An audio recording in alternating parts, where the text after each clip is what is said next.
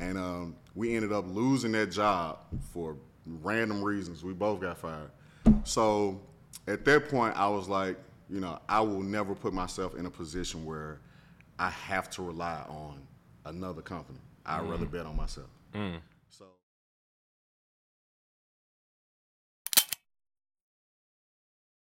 Many people are stuck in the place that they're in largely because of the fact that they're not around people that challenge them. And it's not that they don't know those people don't challenge them, it's that they're scared to be alone.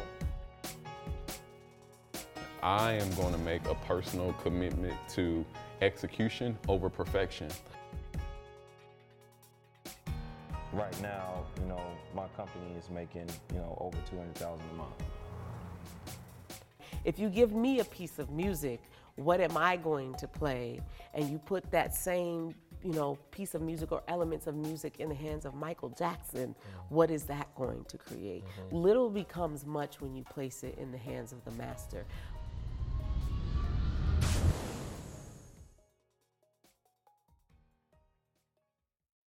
Well, welcome to another edition of Believers Breathe, the podcast, where the aim is to help people embrace self-awareness, self-confidence, and self-worth. I do that by sitting down with brilliant leaders, entrepreneurs who have tackled a space, not just because of their skill set, but because of mindset as well. And today, I got a special guest with me. I'm going to let him introduce himself. This is a space I haven't been in before, so I'm going to be asking a lot of questions. Man. Okay. Tell us who you are.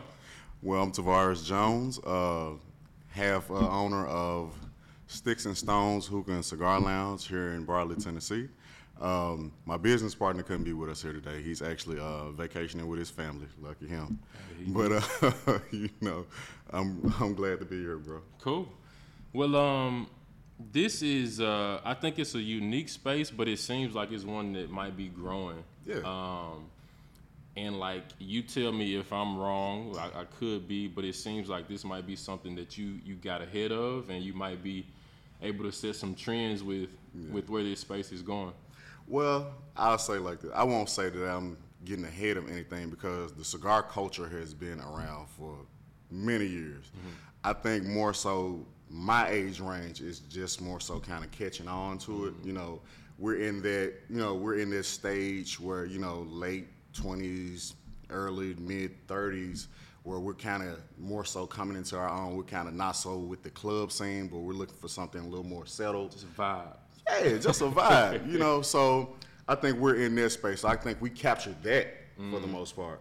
But the cigar community, man, I mean, we have an amazing cigar community out here. There are a lot of black-owned, established cigar lounges out here in the city that I supported, since I was in like my mid-20s. And so I have a great relationship with those guys. And they supported us from day one, just gave us so much game, so much insight about this whole community, vendors that we can use, the type of ventilation that we needed, just a whole bunch of jewels that they gave us to help us succeed. I feel like that's interesting because I don't know if we always support each other. Yeah. Do you find that like those partnerships and connections are unique, or do you always see that around Memphis in this industry? It's definitely not something that's common, but I think we put ourselves in a position to make it unique because we went to people directly. Just say, for instance, the biggest cigar lounge out here in the city is Robusto's Havana Mix downtown. So I went to the owner personally, shook his hand, looked him in the eye, told him, my name is Tavaris Jones. This is the first place I ever learned how to smoke a cigar. So I want to shake your hand and say thank you, sir, for being a black man, who, opened up this culture, to the city. You brought something amazing to the city, and you inspired me. And so I just wanted to give you your flowers. Yeah. And he embraced you. He embraced me. He told me, if I needed anything, he'd be willing to help me as much as could. And also, my guy Kenny from Stogie's, he was another great one.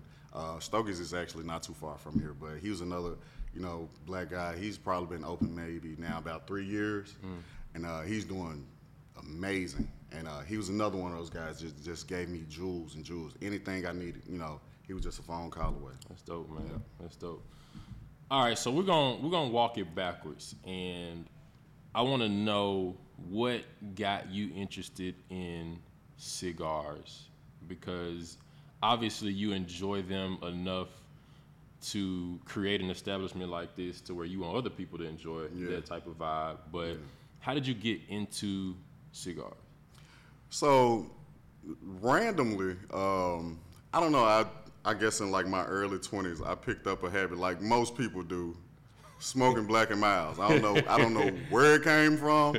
Maybe I was just like on Beale Street or something, and saw somebody with some Black and Milds, and I was like, yeah, I'm smoking Black and Milds. So got into those, and then they just started like tasting like harsh.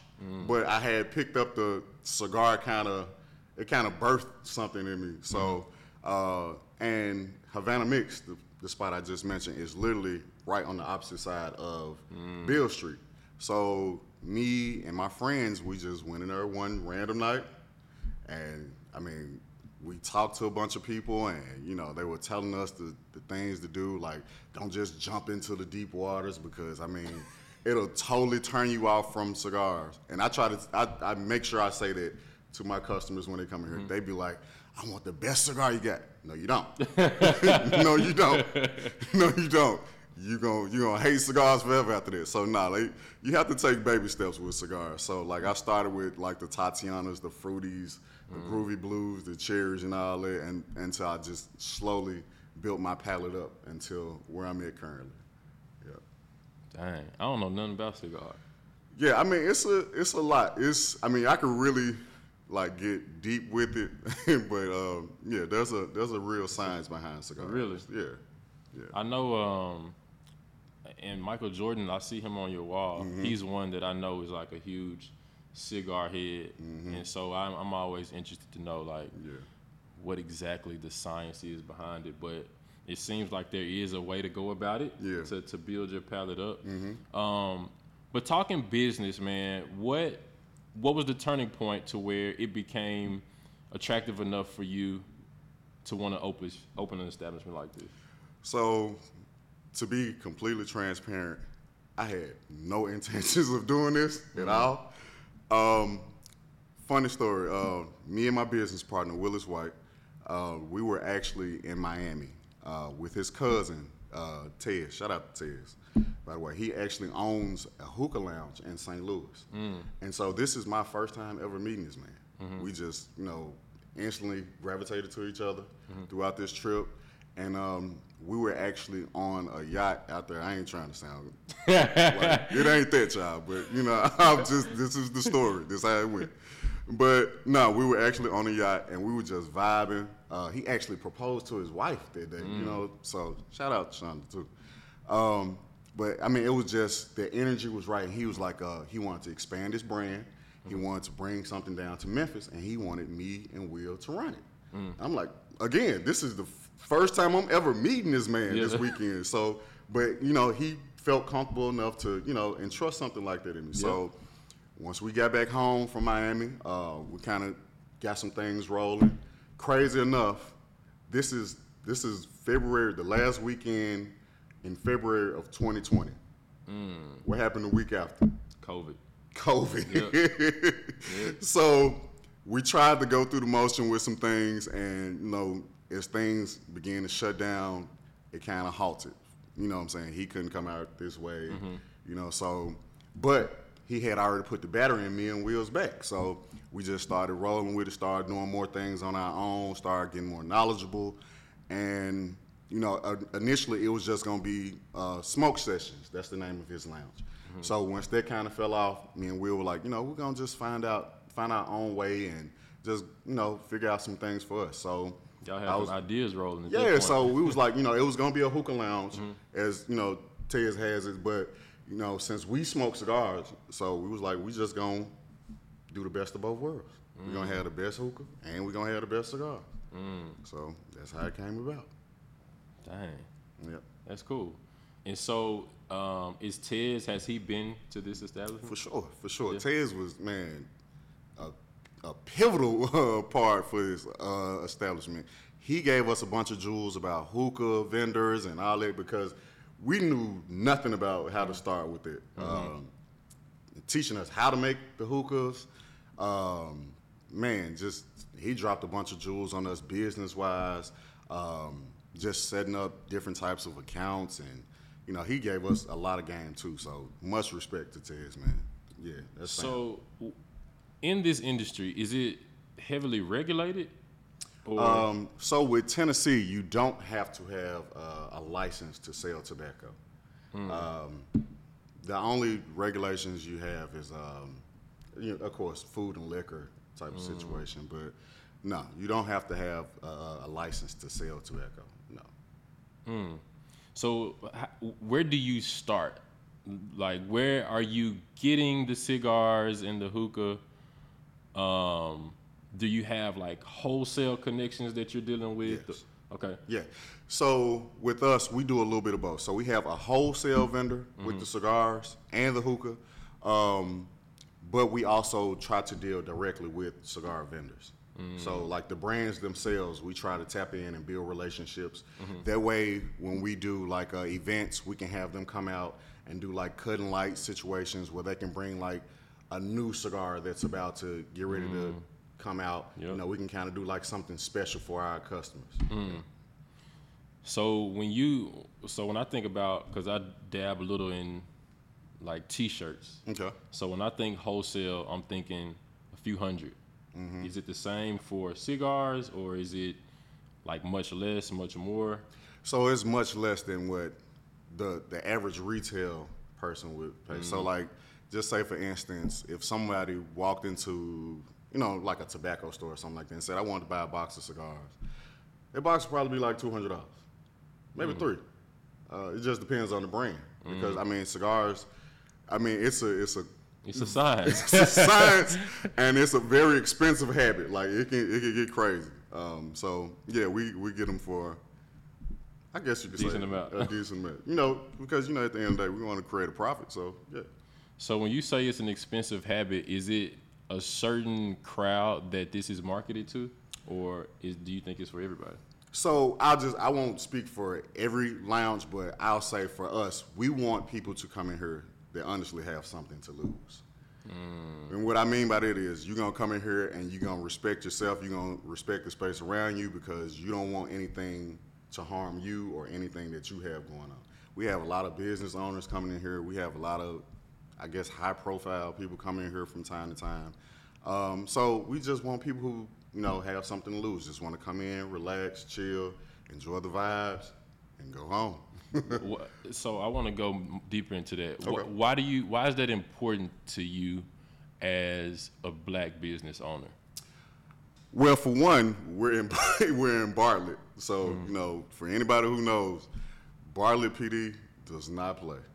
So, but we just wanted to create something for the grown people, like the real grown people. Like, and our target audience really starts in like, I'll say the early 30s, and it really goes up into like the 60s. Some of our most loyal customers are mid to late 60s, but they just enjoy the vibe. They're here every Friday for karaoke. They're here every Thursday for the live music. They are faithful, and they come and they support us, and everywhere they go. We just had a cigar festival this past weekend, and we had a lot of our customers out there repping our brand, and we weren't even there. What is that difficult to drive down through the people that work in here? Because I think often that type of vision comes from the people that found it. You understand all that went into creating it. You want to create this vibe. You have this mission, but sometimes it becomes diluted as someone that is not as connected to that mission, or you bring in a bartender or a server. How do you give them that same battery in their back to where they uphold this bar that you've created? I think it's just about knowing your personnel.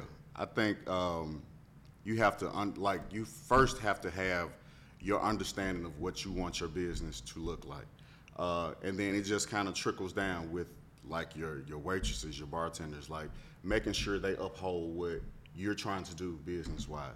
And it also comes with, I guess, kind of really just creating the environment. Yeah, creating the environment for the type of people that you want to aspire to be in your business. So if you don't want twerking, you don't want people standing on the couches and all that, you can't create that vibe. You can't put that up. You can't have, no disrespect, you can't have Big Boogie playing the whole time.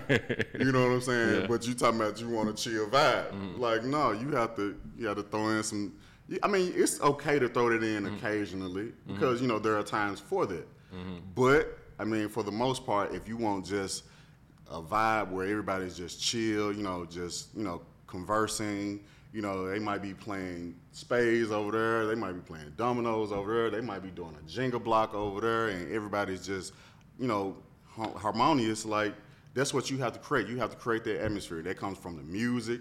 That comes from your energy. Because, I mean, if your energy isn't right, if you're on a different type of time, then the type of customer is going to come in on a different type of time. I've seen new businesses that have opened up after us, like, come in, and they come in with that, we want a vibe, but, they playing that type of music the whole time.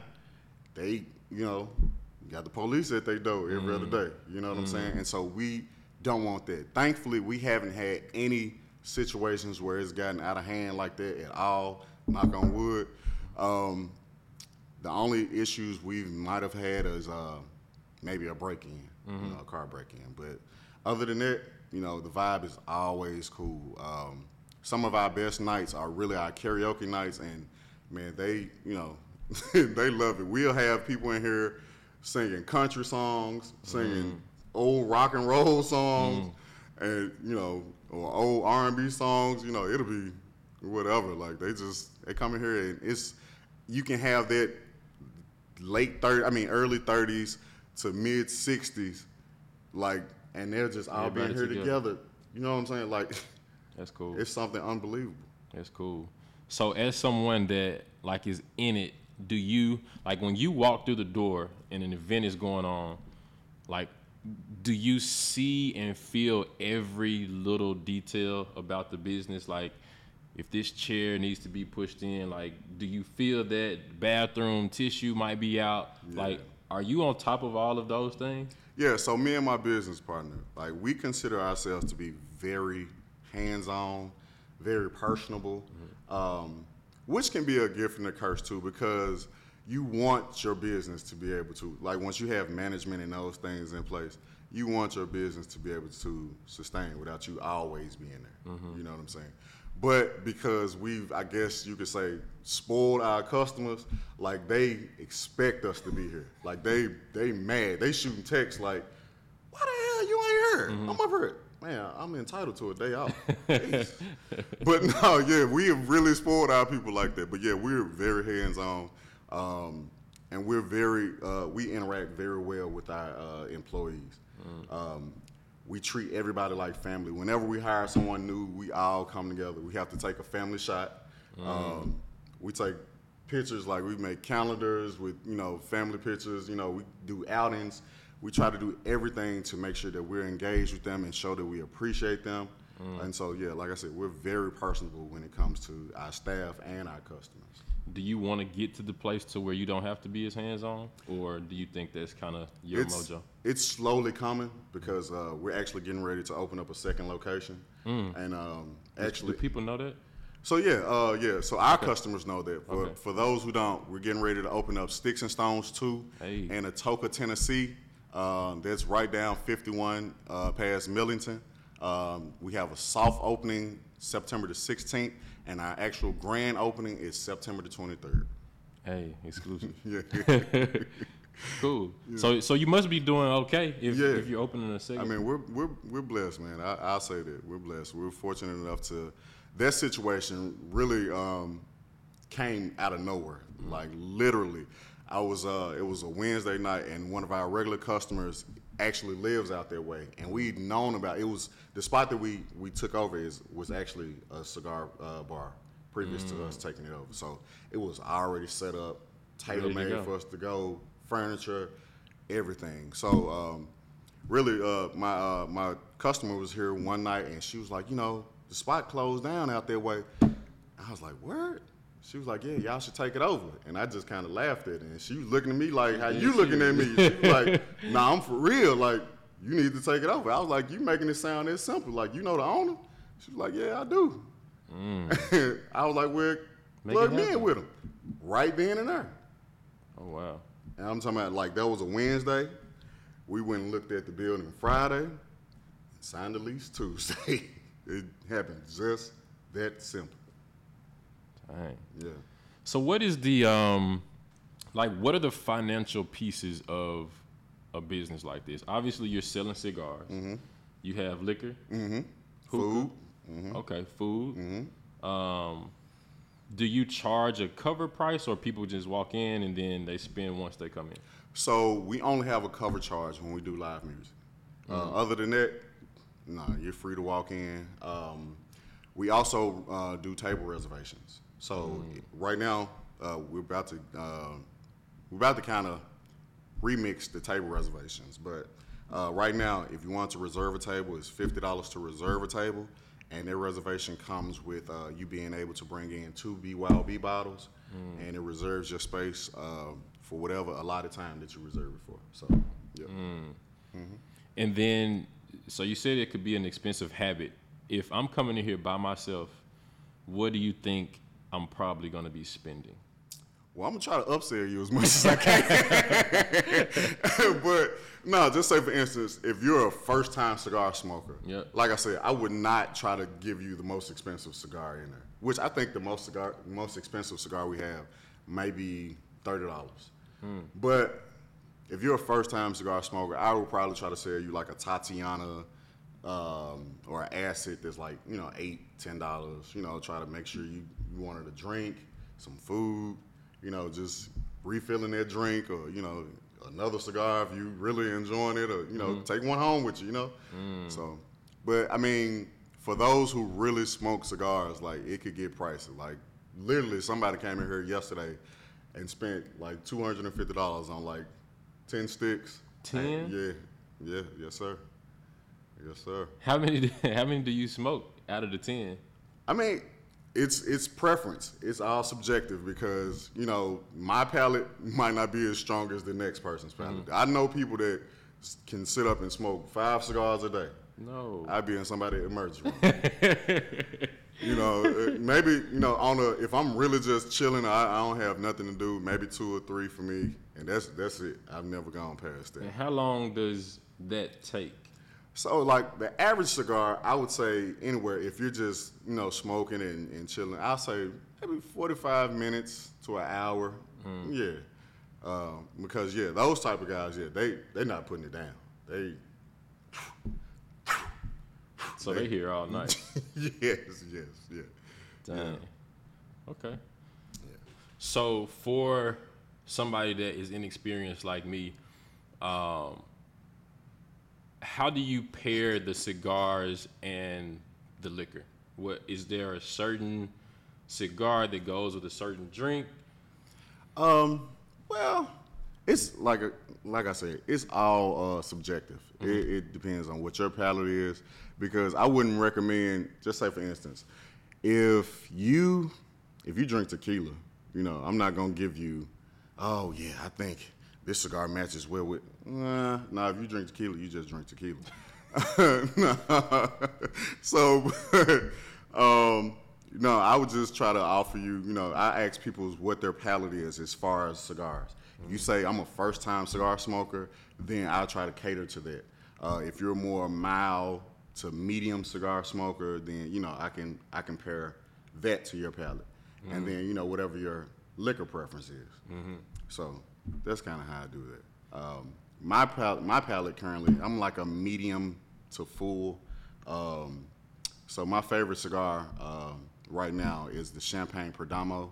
It's like wrapped in all gold. It's super dope to me. Like, I just love the aesthetic. You like of the it. look? Yeah, I like the look. But it's also a great smoke as well. Yeah, good smooth smoke. Yeah. And so one interesting thing I'm curious to talk a little bit about is your partnership with Willis. Partnership is hard. Most definitely. And I think that for young black men to come together is extremely impressive to me. And so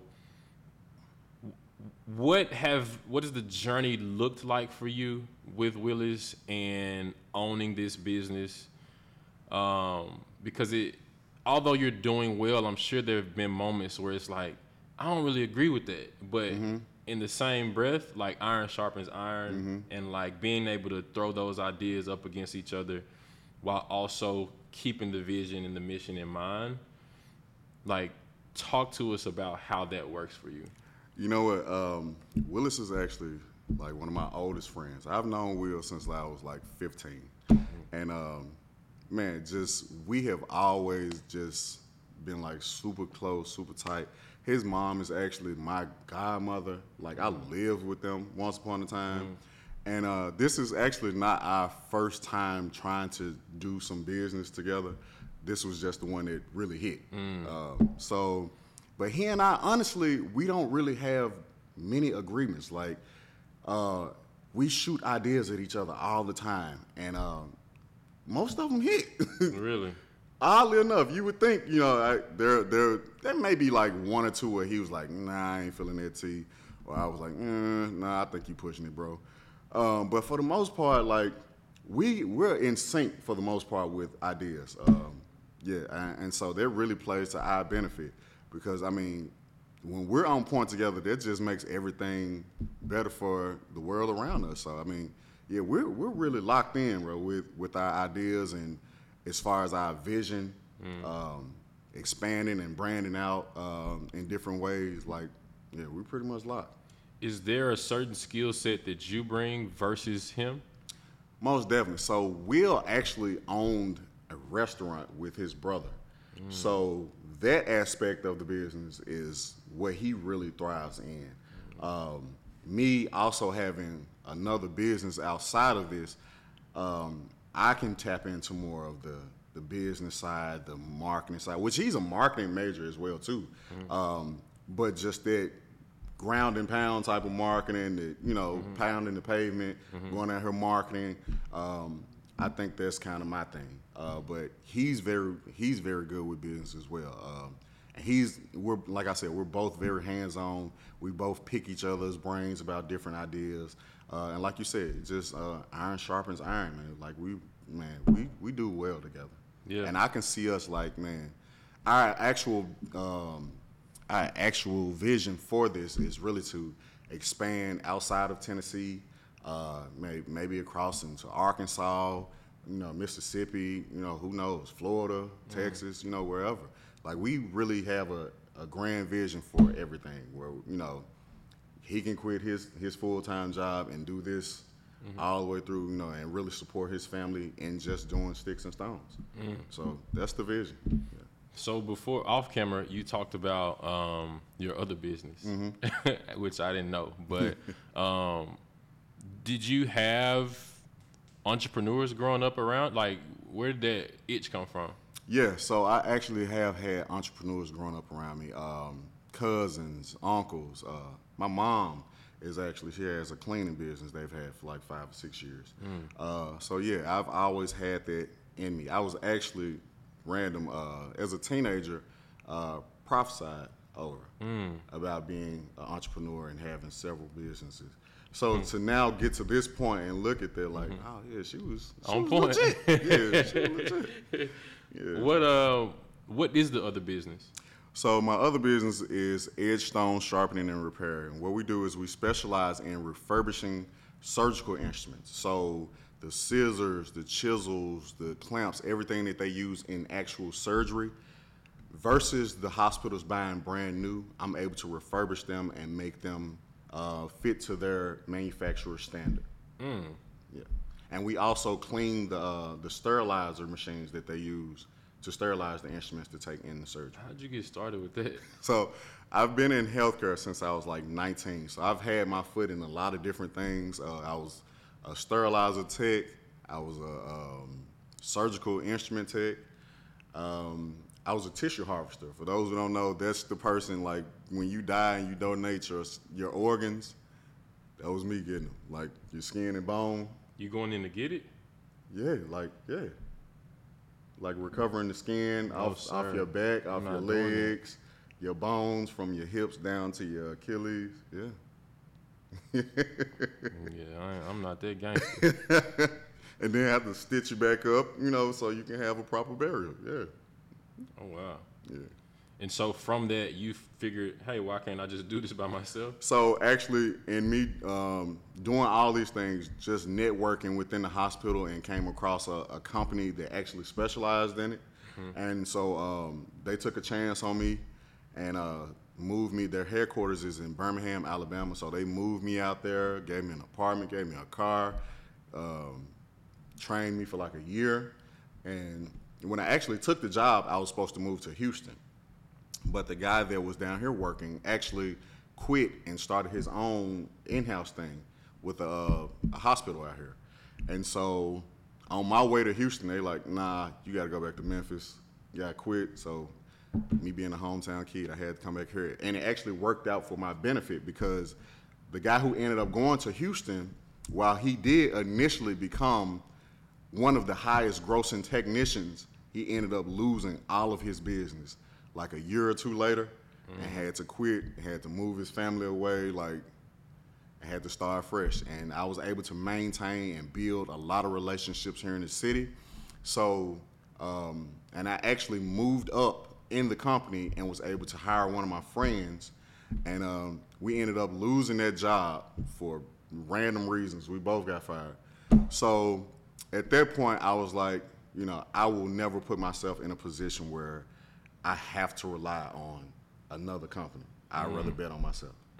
So from that point, I ended up getting another job temporarily, and then slowly building HandsOn up in that job, because I was repairing surgical instruments in that job as well. So while I'm still honing in on this skill, I'm building my business as I go. So now you have relationships with hospitals and Yeah. So I do business with Regional One, the Memphis VA, Methodist, Ortho South, just a lot of doctors' office, dentist offices around here. Yeah. Really? Is that lucrative? Yeah. That's what helped me fund my part of Sticks and Stones. Yeah. Yeah. So I'm in Nashville, and real estate is very expensive. For sure. Whether you are renting or whether you are buying. For sure. Is Memphis the same way right now? Most definitely. I think to get an apartment right now in this part of town, you're not paying any less than like $1,500. So right now, are you guys renting this space? Yes. Is the plan to continue to rent, or are you planning to like purchase an establishment at some point? So yeah, at some point we would love to have our own space. I'm not even sure if it would be here in the city, possibly, but I mean, like I said, we want to venture out into other things. So, the next thing might be the one that we be like, okay, this is just too good of an opportunity to pass up. Let's buy this space. Let's, strike where the iron is hot, because you never know what the market is going to be in the next few years. So, yeah. That's cool, man. Yeah. What so the other one is going to be called Sticks and Stones 2? No, Or is it just Sticks and Stones. Just Sticks and Stones. Yeah. Okay. Yeah.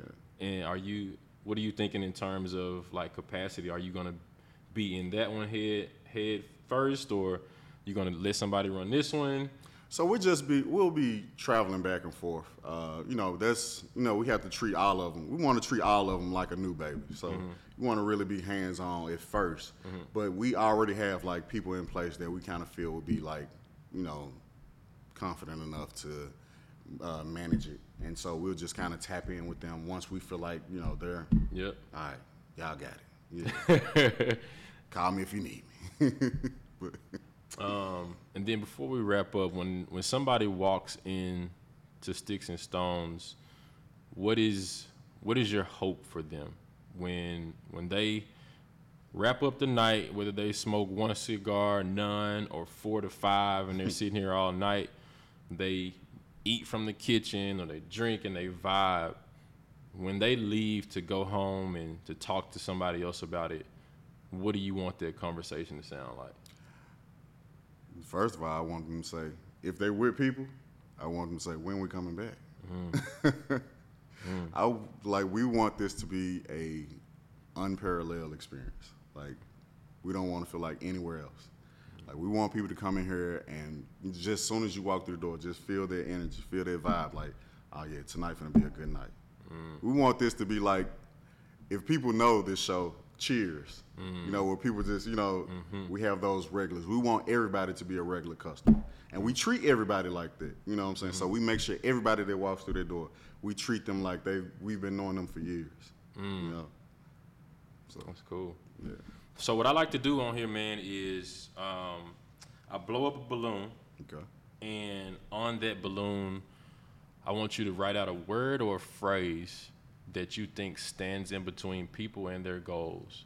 So obviously you and Willis had this vision, and now it's this, like, we're sitting in the space. Yeah.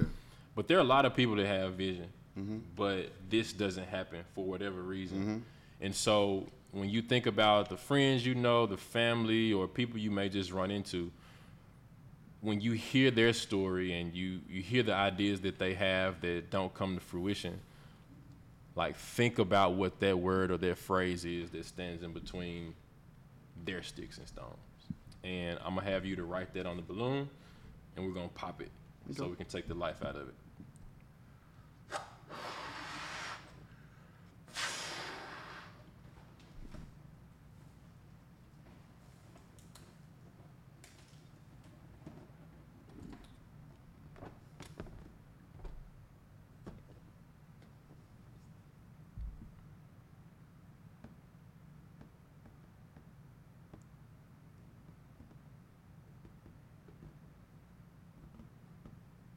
Make sure you can see that.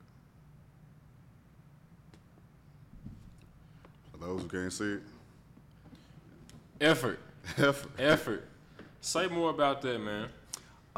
So with anything, like, you have to be willing to put, like, your all of your effort, all of your energy into it. If you're passionate about it, there's no other way. Like, I mean, whatever obstacles are in front of you, whatever trials and tribulations that are in front of you, your effort, your energy will withstand all of that. Like, without effort, like, you have nothing. Like, an idea is cool. That's where you start. But your effort is going to see that through. You know what I'm saying? The energy that I can't sleep without writing these ideas down, or, you know, that, you know, I got to push past me being tired. I got to push past, you know, like, for instance, with us, we're in Bartlett. Bartlett, love Bartlett. Thank you, Bartlett, for having us. Bartlett gave us so many hurdles to climb, bro. Like, you would not imagine. What type? Liquor license, ventilation, water heater. I mean, the list just goes on and on and on. Well, we had to spend out a lot of personal expenses to make sure that we, like, all of the inspections that they just popped up on us, just out of the clear blue sky, bro. Like, but it was just the effort, the drive, the sacrifice that we were willing to make sure that this business succeeded. Like, it's not an option to fail for us. Like, that's not what's in us. Like, it's in us to win, to make sure that this succeeds for our families. Me and Will's LLC is C&W Enterprises. My son's name is Cameron. My daughter and his daughter's name is Winterly. This is not about us. This is about legacy. This is about creating something for our children, for us to be able to pass down. When we're long gone, they'll still have something for them. And so that's why the vision is so big. You know what I'm saying? Because we want our kids to have 100 times more than I've ever had in my life. You know what I'm saying? So that's why we work so hard. We work tirelessly for this, because we want our children to have an amazing jump in life once they come of age. That's good, man. Cool. Tell people, man, where they can find you, where they can find business, all that fun stuff, social media, website, anything. So social media, Sticks and Stones 901 across the board. That's Facebook and IG. My personal IG is T Real Was Here. TREALWUZHERE. Again, my name is Tavaris Jones on Facebook. Y'all can reach out to us. We love to have y'all. Y'all can come to our lounge at 2965 North Germantown Parkway, Suite 111. That's in Bartlett, Tennessee. And am I forgetting anything? Oh, if you want to ever make a table reservation or anything like that, you can go to our website at sxslounge.com. And we also have merch. And they got merch. Appreciate it, man. Thank you so much for having me, brother.